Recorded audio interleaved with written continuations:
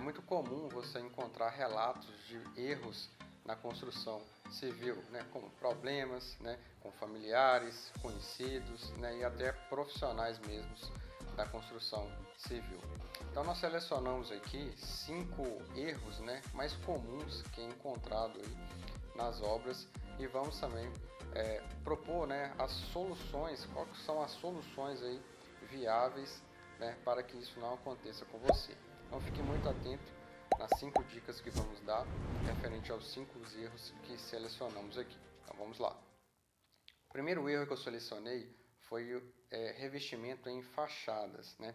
É muito comum você encontrar aí na sua cidade fachadas, né, com pastilhas soltando ou revestimentos cerâmicos ou até mesmo porcelanatos, né, em toda a fachada, principalmente de prédios, né? É muito chato, né, esse tipo de situação, porque além de danificar ali a parte arquitetônica, a parte visual do empreendimento, ainda tem o risco, né, desse revestimento cair sobre alguém que esteja passando ali na calçada da obra. Então, o que acontece, né? Por que isso acontece nas fachadas de prédios, né? Principalmente esse deslocamento, esse desplacamento aí dos revestimentos. Primeiro, antes de mais nada, é preciso começar, né, de fato, a assentar a cerâmica, né, ou pastilha, na hora de fazer o embuço, né, da fachada. Você tem que usar materiais, né, de boa procedência, como areia, o cimento, né, e no traço correto, no traço ideal. Usando material, né, de má qualidade, você já tem o risco aí de futuramente, né, na hora de você colocar as pastilhas ou porcelanato, ele vinha desplacar. Exemplo, se você usa um material, uma areia, né, com muitos sais, minerais, né, material orgânico ali, essa massa ela pode apodrecer, né, e com isso ela vai deslocar o revestimento e vai causar o desplacamento desse revestimento. Então é preciso ali ter bons materiais, né, no traço ideal, no traço correto. Então é preciso ali um profissional acompanhando esse tipo de execução. Preciso ali estar atento no tipo de argamassa que você vai usar para assentar esse revestimento. Em fachadas, né, tem várias empresas ali que tem a argamassa, né, própria ali para fachadas, né, na própria embalagem já vem. Ou no caso você vai ter que usar argamassa AC3 para colocar esse revestimento em toda a fachada. Então, a argamassa AC3 ela é uma argamassa que tem mais resistência, ela tem mais polímeros, né, que faz com que dá mais aderência ali entre o revestimento e o embuço. O embuço também, né, antes de fazer essa aplicação do revestimento, ele tem que ser um embuço mais resistente para evitar, né, que na hora que você passe a mão ali, a areia, né, ela começa a se soltar, né? Na hora de colocar a argamassa é preciso ali passar uma brocha molhada no embuço para limpar ali todo o excesso de areia para fazer a aplicação do revestimento. Um outro item muito importante que pode causar também esse desplacamento dos revestimentos é a falta da junta de dilatação. A junta de dilatação ela vai estar presente, né, entre o elemento estrutural e a alvenaria, ou seja, ela vai estar entre a viga e a alvenaria, né, logo no encontro ali entre o elemento estrutural e o elemento de vedação, né, justamente ali que a maioria das fachadas elas trincam e com isso causa o desplacamento do revestimento. Então, geralmente, né, a cada 3 metros, você tem que fazer essa junta de dilatação, né, para movimentar todo aquele pano ali de revestimento, né, assentado que você vai colocar. Não é norma esses 3 metros, mas é sempre entre o elemento estrutural, ou seja, a viga, e a alvenaria, que é o tijolo cerâmico, né? Então, justamente ali que vai haver essa trinca. Você vai fazer essa junta ali sempre entre um elemento e outro. E como que faz a junta? Você faz todo o embuço, né, da fachada, e depois você corta justamente nesse encontro da viga e a alvenaria, você corta, né, de fora a fora a sua fachada e coloca o mastique. O mastique é uma bisnaga, né, no qual você vai limitar ali a profundidade e depois você vai passar o selante, né, ou silicone estrutural próprio para fachadas, né, antes mesmo de colocar o seu revestimento. Então tem que ficar atento nessas dicas, né, porque isso vai aí evitar transtornos na sua obra, na sua construção. O erro muito comum também que selecionamos aqui foi a questão de fornecedores, né? Uma obra em si, ela passa por vários fornecedores. Você tem aí mão de obra de eletricista para fazer toda a questão de elétrica, né? Passar cabos, instalar tomadas, quadros de distribuição, tem a questão de câmeras, né? Portão eletrônico, você tem toda essa parte aí elétrica da obra.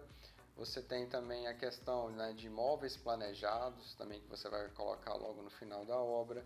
Você tem a questão de bombeiro hidráulico, né, que é um outro fornecedor que está aí, né, desde o início da obra fazendo a questão de drenagem. Você tem a outra questão, esgoto, né, montando caixas, passando ali as tubulações juntamente com a estrutura para evitar demolições, né. Você tem a questão de vidraçaria, para fazer os fechamentos depois dos vãos, como janelas. Você tem box, né, de vidro. Você pode ter vidro em fachadas, pergolados, né? E todos esses fornecedores, eles têm que ser muito bem fiscalizados. Por quê, né? Em hipótese alguma, você deve fazer o pagamento total desses fornecedores para executar a sua obra. Exemplo, eu tenho o bombeiro hidráulico que vai fazer a instalação, né, das tubulações e conexões desde o início, né, da minha fundação até os acabamentos finais, como vaso sanitário, né, metais como torneiras, e ele vai estar em quase todo o período ali da obra. Então você não deve pagar, né, esse fornecedor em sua totalidade. Então, o que deve ser feito? Você deve, né, fazer ali todas as divisões de cada etapa desse fornecedor. Exemplo, fundação. O que ele vai fazer em cada etapa dessa fundação, né? Qual a quantidade de tubos, né, de 100 milímetros, de 50 milímetros, as conexões, os locais que serão instalados, né, feito as hidráulicas, durante todo o processo da obra. A questão da elétrica é outra coisa, é a mesma coisa. Você vai fazer toda a divisão, né? Se a sua casa tem um sistema de SPDA, que é o sistema de proteção de descargas atmosféricas, então ele vai começar na sua fundação e vai até o final no acabamento, né, de tomadas, interruptores, na hora de você acender a luz lá e ligar os seus aparelhos. Então esse fornecedor, você deve ali desmembrar todas as atividades, né, desde o início até o final da obra. A questão de vidraçaria também, né, você nunca deve pagar em totalidade, você paga uma entrada e após a conclusão e o término de todas as vedações, selantes, etc., você conclui, né, e ali pede a sua garantia do que foi instalado. É preciso fazer, né, um memorial descritivo ali de cada atividade, de cada fornecedor que vai fazer a sua construção, né? Para isso você vai precisar ali de um profissional técnico, né, que é o próximo erro que nós vamos falar aqui agora. O erro das pessoas não fazerem é contratar um engenheiro civil para executar a obra. O engenheiro civil, ele é o profissional apto, né, a administrar toda a construção. Ele vai fazer toda a captação ali de profissionais capazes para executar a sua obra. E ele vai fazer também todo o memorial descritivo de cada fornecedor. Ele vai colocar no contrato do fornecedor o que ele vai executar, né?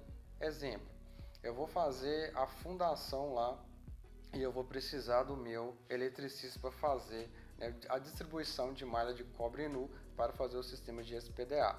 Então eu vou colocar lá a bitola do cabo, aonde que ele vai passar, em qual pilar que ele vai descer a haste. Então eu tenho que colocar todos esses detalhamentos lá no memorial descritivo desse profissional. A mesma coisa é a questão do bombeiro hidráulico. Exemplo, o bombeiro hidráulico ele pode fazer simplesmente a tubulação, né, de água fria, ou até mesmo fazer todo o sistema de água quente da casa e, além de tudo, instalar ali o aquecedor solar. Então isso tudo vai no memorial descritivo que é elaborado pelo engenheiro civil que vai fiscalizar a sua obra. Feito isso, né, ele vai também fazer as contratações, ele vai fazer as fiscalizações, ele vai encaminhar, né, para o proprietário do imóvel, né, o que está acontecendo através do cronograma físico-financeiro, né, e através também dos feedbacks que ele passa ali para ver a programação de toda a obra, além da execução em si. Ver se está sendo feito da forma correta ou não, né, e ali também chegar até o ponto também de poder aplicar ali sanções ou multas para o fornecedor, caso não cumpra com o combinado. Então, o engenheiro é um filtro, né, do proprietário para que ele se preocupe ali com os problemas administrativos da obra e da fiscalização. Então, o engenheiro civil ele é imprescindível para qualquer tipo de obra, né? Muitas pessoas acham que é muito caro contratar um engenheiro civil, mas ele acaba saindo barato, né, desde quando ele vai arcar, né, com, né, todas as preocupações ali da obra. Um outro erro muito comum que a gente encontra nas obras é a torneira com baixa pressão. Exemplo, você vai instalar a torneira gourmet na sua cozinha, por exemplo, né? Muitos projetos a gente instala, né, faz a instalação dessa torneira gourmet, porém é preciso se atentar a um detalhe. A torneira gourmet ela precisa ter, ou qualquer outro tipo de torneira, não só a gourmet, ela tem o MCA, né, que é o metro da coluna de água. Então, o metro da coluna de água nada mais é a altura entre a torneira e o nível da sua caixa d'água. Esse valor ele deve ser respeitado, porque caso na sua construção esteja menor do que pede a torneira, então você vai ter uma baixa pressão de água, né? O que pode acontecer? Existem duas situações. Ou você sobe, né, levanta o seu reservatório, ou você instala as bombas, né, para bombear ali a água na hora de fazer o acionamento da sua torneira de modo automático. Então essas duas opções ali de solução você consegue. Mas antes de mais nada é bom conferir o MCA de cada torneira que você for instalar, principalmente se for no segundo pavimento, onde a caixa d'água está mais próxima da torneira. Se a sua casa tem 2 pavimentos, é mais tranquilo, porque você já tem a altura do primeiro pavimento, mais o segundo, mais a altura de onde vai ficar a caixa d'água. E lembre-se, caixa d'água, não apoie ela na laje superior. Deixe ela no mínimo 1 metro acima da sua laje, né? De modo que você consegue distribuir o barrilete, né? Fazer a distribuição das suas tubulações e ainda aumentar ali a altura, né? Isso vai chegar, a água vai ter mais velocidade e isso vai melhorar muito a saída da água nas torneiras. Um outro detalhe muito importante, às vezes os profissionais não fazem e quando o proprietário decide ele mesmo olhar a obra, ele não tem o conhecimento para fazer isso. Se chama compatibilização de projetos. O que significa compatibilização de projetos? Você vai pegar inicialmente, né, os projetos arquitetônico, hidráulico, estrutural, o elétrico, né, e sobrepor esses projetos de forma a verificar se todos os projetos, né, se nenhuma tubulação ela está atrapalhando a questão arquitetônica ou atrapalhando a questão estrutural, ou a parte elétrica está atrapalhando a questão estrutural, ou a parte estrutural está atrapalhando a questão arquitetônica.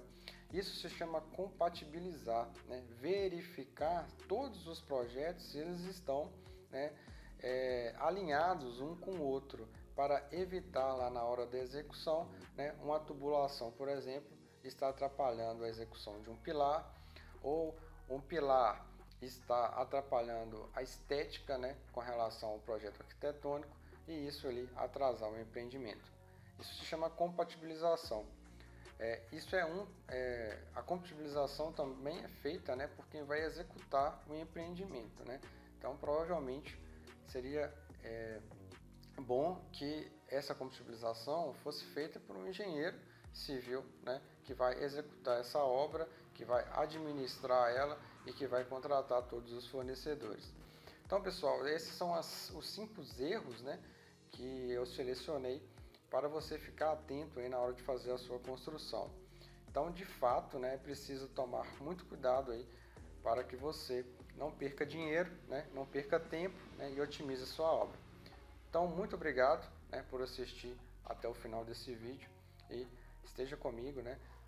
Se inscreva no canal, ative o sininho das notificações para sempre ser lembrado dos vídeos novos que estamos postando. Então, até mais. Fique com Deus.